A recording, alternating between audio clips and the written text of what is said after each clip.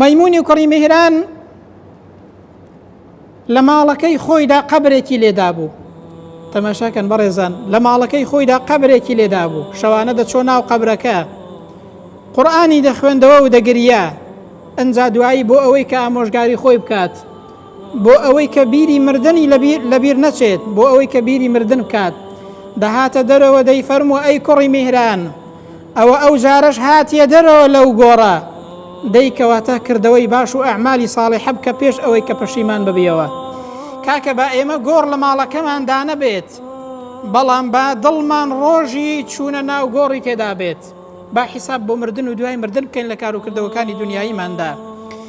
عاقڵترین کەس کێیە؟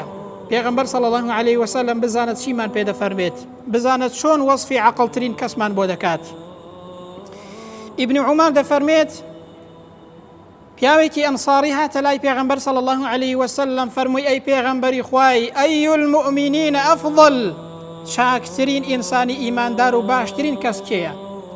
فەرمووی ئەحسەنهم خولقا، ئەو کەسەی مامەڵە و خۆڕەوشتی لە هەموو کەس باشتر بێ، ئەو کەسە لە هەموو کەس چاکترە. ئەنجا فەرمووی ئەدی فەئەی المؤمنین ئەکیەز، ئەدی عاقڵترین ئیماندار کێیە؟ پێغەمبەر فەرمووی صلی الله علیه وسلم ئەکثەرهم للمەوت ذیکرا، ئەو کەسەی کە زۆر باسی مردن و یادی مردن دەکات، ئەو کەسەی کە خۆی بۆ دوای مردن ئامادە دەکات.